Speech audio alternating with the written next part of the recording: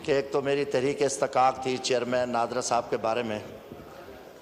जनाब से भी मेरी रिक्वेस्ट है, आज माशाल्लाह एक अच्छी रिवायत है और आप मेम्बरान का हुकूमत हो या पोजीशन हो उनका आप नोटिस ले रहे हैं और हमें ये उम्मीद है कि जो हमारी अफसर शही है, जो गालिबन नौकर शही है, उनको किसी का एहसास हो और अवामी नुमाइंदा अगर फ़ोन करता है, अपोजिशन हमारी असम्बली में है, बाहर हमारी कोई अपोजिशन नहीं है, तो मेरी ये रिक्वेस्ट है कि चेयरमैन नादरा के ख़िलाफ़ और बल्कि मिनिस्टर साहब बैठे हैं, उनको ठीक है हमारे लिए मोहतरम है, वो लेफ्टिनेंट जनरल हैं, हम एहतराम करते हैं, मगर यहाँ बतौर चेयरमैन नादरा मैं एक अवामी नुमाइंदा हूँ और मेरे ऊपर ज़िम्मेदारी है कि मैं उससे बात कर सकता हूँ और मैं अपने मसले पे, मगर बदकिस्मती ना वो फ़ोन सुनते हैं ना वो फ़ोन का जवाब देना चाहते हैं। इस हवाले से कम अज़ कम ब्यूरोक्रेसी को ये ज़रूर पाबंद करें कि हमारे जो जायज़ मामलात हैं हमें रिस्पेक्ट दें, वरना फिर हमारा यही फोरम है। मेरी जनाब से तवज्जो की भी दरख्वास्त है कि अगर मेहरबानी करके थोड़ी सी जनाब तवज्जो। स्पीकर साहब जी बात कीजिए। अच्छा, मल्टीटास्किंग। हाँ, मेरी तहरीक इस्तकाक का मैं जिक्र कर रहा था, तो वो मेहरबानी करके ये मिनिस्टर साहब यहाँ मौजूद हैं। दूसरी गुजारिश है कि रात से हमारे घरों में छापे शुरू हो गए हैं। पहली तो चीज़ है कि हमारा एहतजाज, पुरअमन एहतजाज हमें आइन और कानून इजाज़त देता है।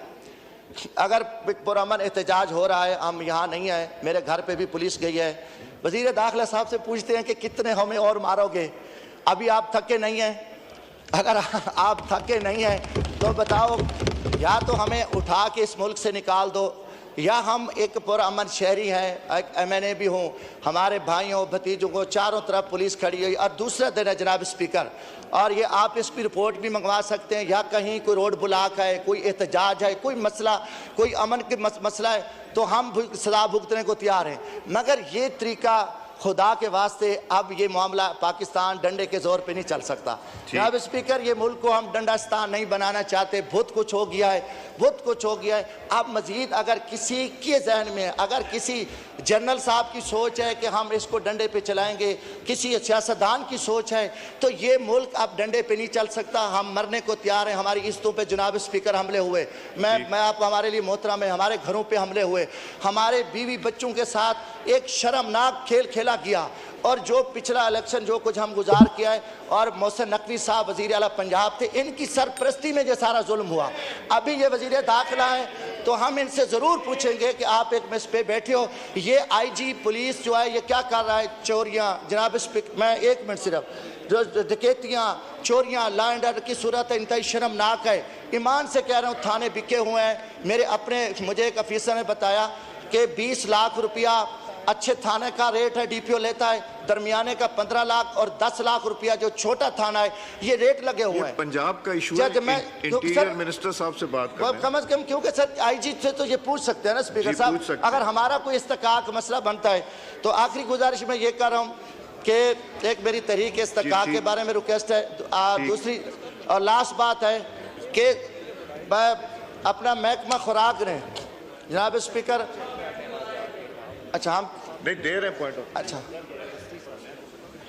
महकमा खुराक में, सर एक मिनट, महकमा खुराक में ने अभी तक खरीदारी शुरू नहीं किया पंजाब में। मतलब पास्को तो ठीक है, एक वो उनका एक अपना तरीक़ाकार है। मेरे इलाके में, मेरी तहसील मुजफ्फरगढ़ में अभी तक जो है ना ख़रीदारी शुरू नहीं की, और 2700-2800 रुपये फ़ी मन, और गंदम हमारी तबाह हो रही है।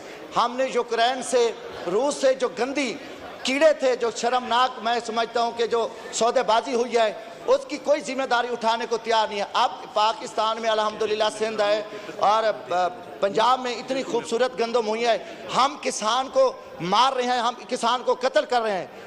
जनाब स्पीकर, थोड़ी सी तवज्जो दरकार है। तो ये पिछले दिनों भी बड़ी तफसीली इस पर बहस हुई है, मगर अभी तक हमारे किसान के साथ जो जुल्म हो रहा है, ज़्यादती हो रही है, उस पर हुकूमत टस से मस ही नहीं हो रही, और हुकूमत को कोई पता ही नहीं है कि हमने करना क्या है। अगर वो किसान सड़कों पे आए, एहतजाज करे, आएगा, तो फिर हम उस पर डंडा बरसाएंगे, उनके ऊपर 780 के पर्चे दर्ज करेंगे। ये एक बहुत बड़ा जुल्म है। और आखिरी गुजारिश है कि मेरा नाम स्टाफ लिस्ट में शामिल किया है।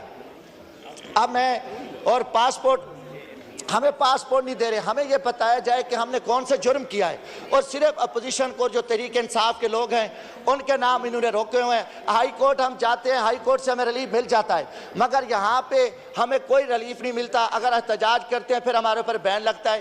क्यों? जब अगर हमारी हक की बात ही नहीं सुनी जाएगी, फिर हमारे ऊपर ये हमारी जिम्मा, हम असम्बली पे फोरम पे भी एहतजाज करेंगे, बाहर भी करेंगे, और ये फिर हमारा आईनी हक कोई नहीं छीन सकता। हम कौन से दहशतगर्द हैं कि हमारा नाम स्टाफ लिस्ट में है, मेरा पासपोर्ट जारी नहीं कर रहा है, तो फिर कहते हैं इस हाउस की इज्जत होनी चाहिए।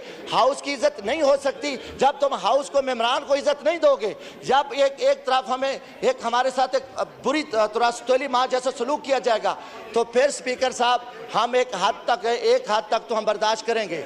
और ये भी इससे पूछा जाए, वजीर दाखिला बताए कि हमारे घरों पे छापे क्यों मारे जा रहे हैं, हमने कौन सा जुर्म किया है और हमने कौन सा गुनाह किया। अगर हमारा गुनाह जुर्म नहीं है तो आईजी पंजाब को लगाम दे।